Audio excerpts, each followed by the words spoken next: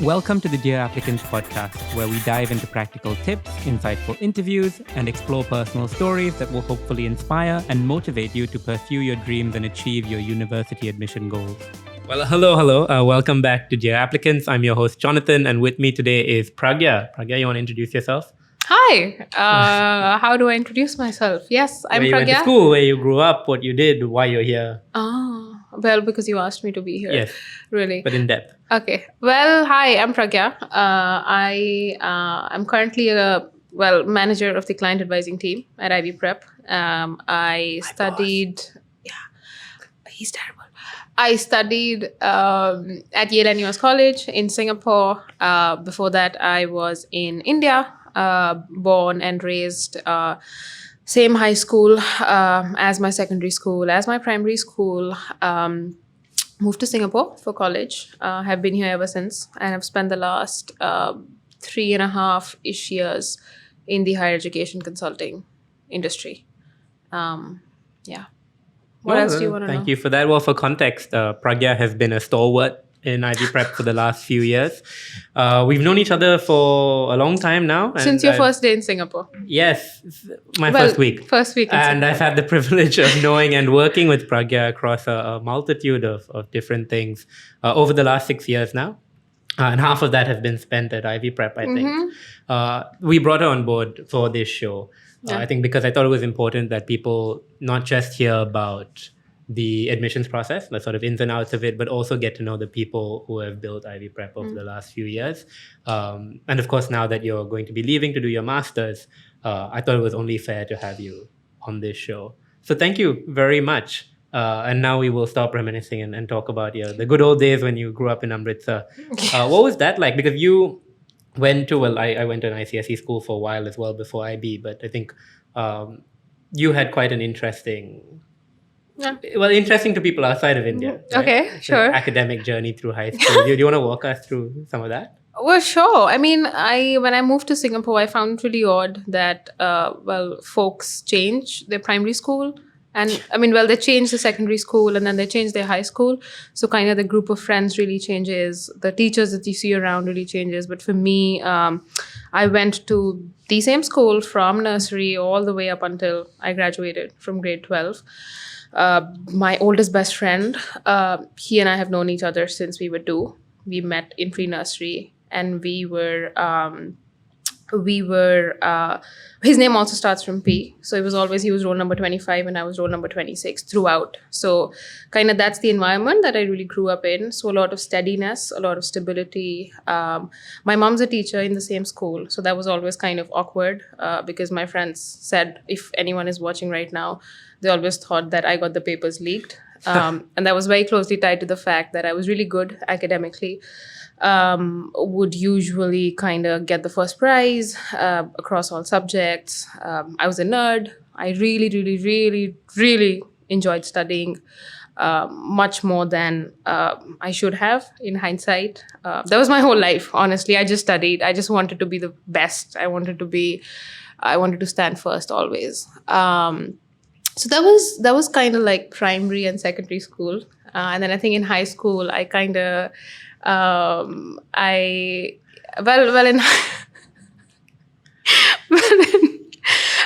high school, I started participating in a lot of CCAs.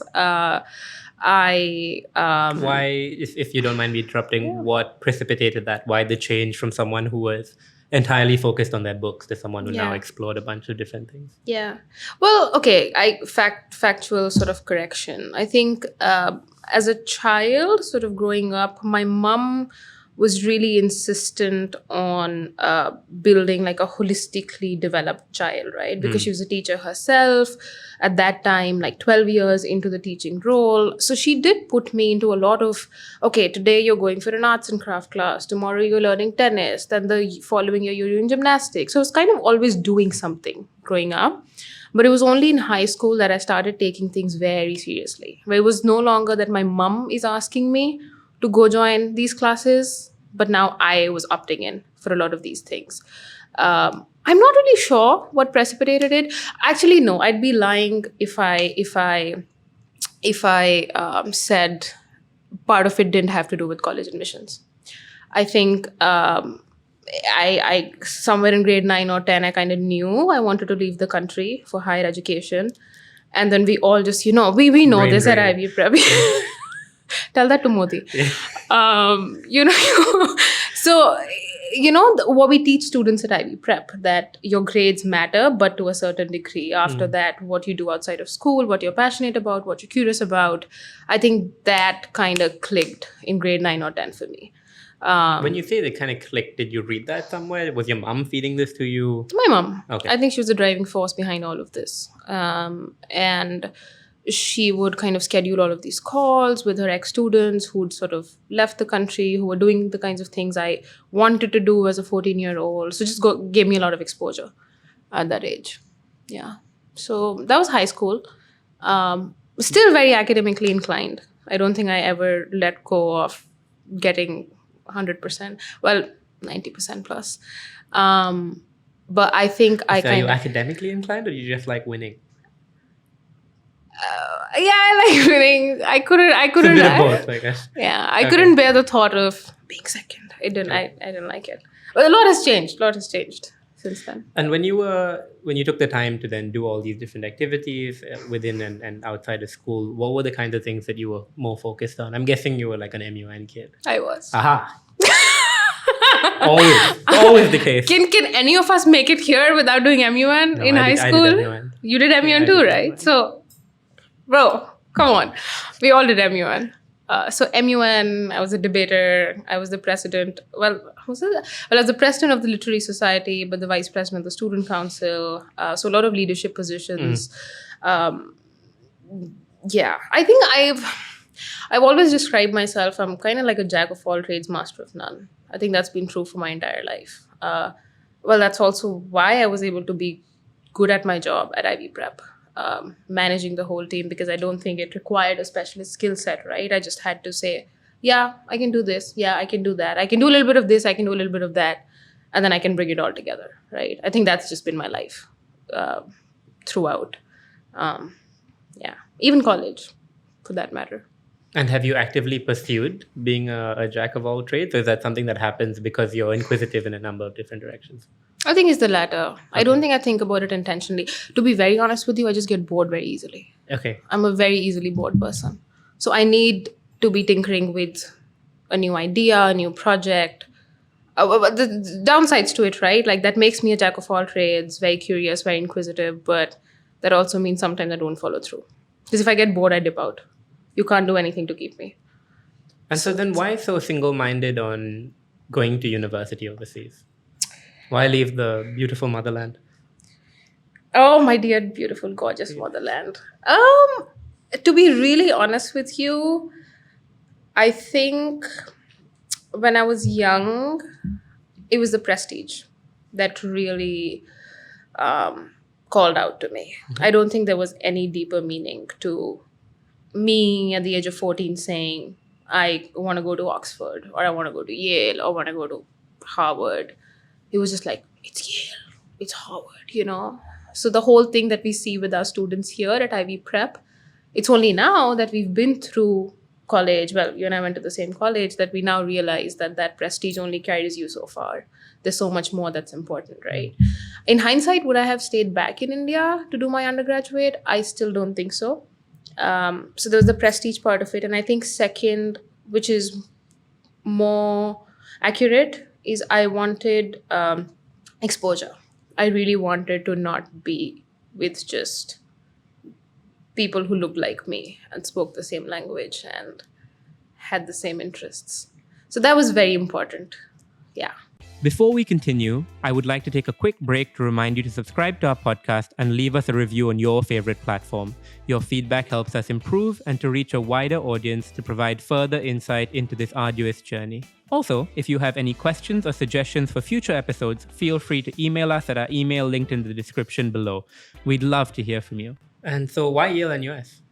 Well, I wasn't even supposed to. I didn't even know that a college called Yale-NUS existed. Neither did you, My did you? mom made me apply. Well, there you go. So we all have those crazy stories because it was new. It was 2 years old at the time that I applied. You were the third batch. I was the third batch. And I did not know. Again, Amritsar, small town. I'm sure folks from Delhi, Bombay knew about the college because Yale-NUS was putting its marketing efforts there, but small town, had never heard of it. So I was actually applying to Yale through the Common App. Okay. I mean, yeah, who why didn't? Not? Yeah. Who didn't? You didn't have to pay any application fee. You didn't have to write any additional essay. I mean, my packet was going to Yale anyway. Might as well send it to Yale-NUS. So I didn't get into Yale, but I got into Yale-NUS. And honestly, Singapore was not even on the list for like 4 years. I did not even know Singapore existed. Well, I'd heard of it because like a distant uncle he's a sailor. So he'd spend a lot of time. Half my family. Yes. So he had spent a lot of time in Singapore. But that's all I knew about it, really. Well, then, you want me to tell the EYW story? Yeah, I mean, it's interesting. Oh, well. So at that time, because the school was just being set up, again. Actually, before EYW, you were interviewed. I was interviewed, and yes. What was that like? Fantastic. I think my interviewer from Yale-NUS made me feel very comfortable. Was it a student or was it a staff member? It was a staff member. So I got in and, well, like I said, the school was just being set up. They were pouring a lot of money into attracting the talent that they had handpicked. So they had this thing called the Experience Yale-NUS Weekend where they would fly free of cost all the students that they had admitted. Not the students who had accepted the offer, but all the students who had admitted. So a huge pool of about, I think, some 400-ish kids, 300, 400-ish kids. And they would show you, I mean, when I came here in, I think it was April 2015. Would have 8 years ago? It would have been April 2015. April 2015, right? About 8-ish years ago. So then, yeah, they showed Singapore. We did a bunch of mock classes. We met the future professors, saw what life was going to be like. At that time, the campus was not yet built. So my RC4. So my EYW was still in RC4. And I just fell in love. Like, I know so many of us from Yale-NUS feel this way about why we chose it. But, well, it's not a but, it's an and I'm just one of them. I loved how curious the folks that I met, like classes 2017 and 2018 were. Loved the community spirit, loved the idea of being in a small college, getting exposure to all the subjects that we studied. Loved Singapore, too clean for my taste, but liked it. Well, loved is an exaggeration. I liked it when I first got here. And then almost all the other options that I had in US and Canada became redundant. It was very clear to me that everything sort of melted away and Yale-NUS was the one. I was like, Yale-NUS, you are the chosen one. So then I put my deposit in. You put your deposit in. And then, so what was that, I guess, when Yale-NUS became a reality for you and you eventually showed up in August of 2015, it would have been, you went through RCX and everything else that orientation entailed. How was the shift away from living at home, living with family, people who looked like you, spoke the same language, had the same culture, to a place that is quite different? Stressful. So stressful. I don't know what I was thinking, but I told my parents, I'm a strong, independent girl. You do not need to come to college to drop me off. Biggest mistake of my life. Well, you came here alone? Oh. And both my parents would insist, and they were like, are you sure? Like, this is the first time you're leaving the country for such an extended period of time. And I was like, no, I have my Wildcraft 70 kg bag on, like a freaking backpacker who's actually never backpacked, has her big, like 40 kilos suitcase on, and she's on her way. And I think my parents were kind of proud. Oh my God, look at her. Like, she's so confident. But I think they were also like, are you sure? Do you want to do this by yourself? So anyhow, I got here and it was really, I think after the initial excitement wore off, first semester was really, really difficult. My health took a toll. I gained 10 kgs in 4 months. Freshman 15 or more than that? It was more than that. It was way more than that. wasn't sleeping well. I just didn't know what was happening to my body and my mind. Like, I was used to being the best in high school, and now suddenly I'm losing control over everything. Classes were challenging, friendships were still forming, had absolutely no connection to Singapore as a country, so didn't have like a pseudo home to go back to, kind of on my own. And then I went home after the first semester, saw some doctors, figured out what was going on. All of it was put on stress, that I'm just really stressed. And then things kind of picked up. I think once I came back after my first winter break, things picked up. Not gonna say Yale-NUS was not stressful. I think it was really stressful for the following 2.5-ish years, because it was very academically challenging. Yeah, I mean, those professors had reading rubrics straight out of hell. There was I mean, Jesus, what the hell was that stuff? to get an A Yeah. at Yale-NUS is the hardest thing. Like, I don't know what. I mean, I think it says a lot when exchange students show up from the Ivy Leagues and go, what is And going they're on like, here? what- Like, what- why is it so tough to Why get a are B you all plus still over here? here? Yeah. Or like our friends. But I didn't do a semester abroad. You did. So Yeah, you but should have I- things to say. But you did IHP. Yeah. You were traveling around. And anyway, I mean, that was fair. Yeah.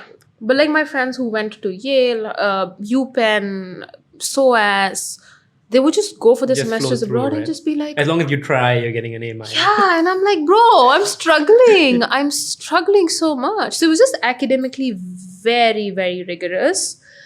In hindsight, I do not regret it.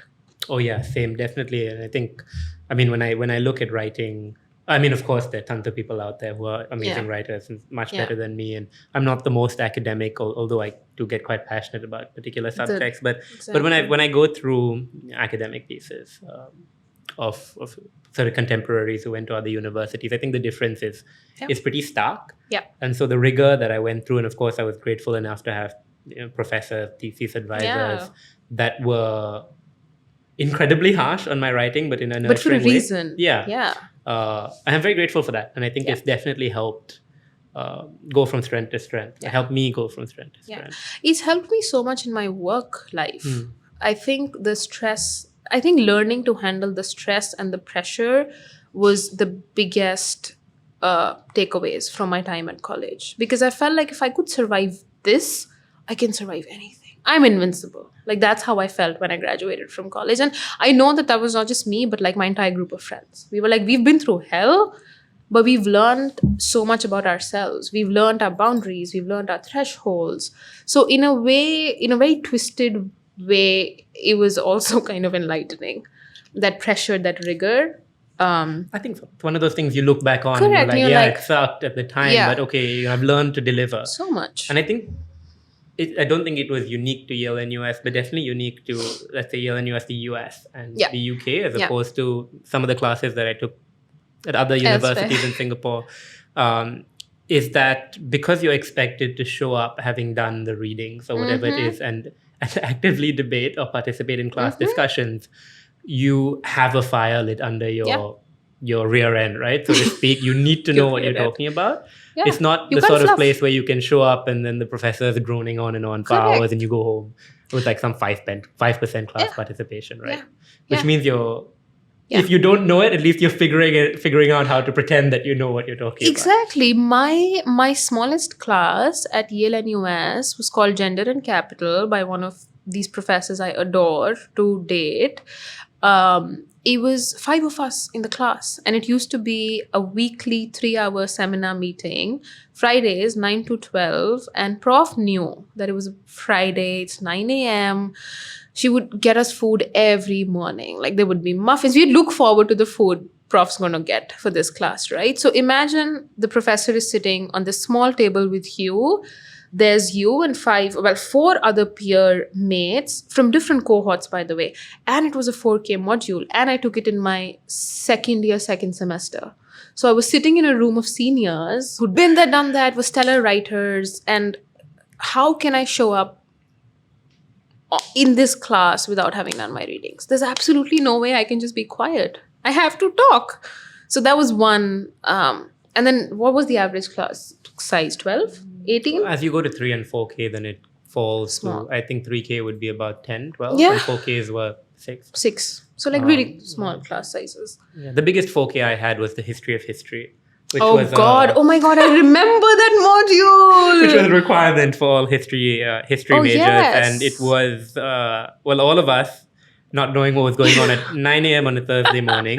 And I mean, this is like, it's philosophy, right? Yeah, It's just it's this a philosophy incredibly of like Thomas history, Carlyle, yeah. you're reading Marx's The 18th Brumaire, Yeah. you know, whatever.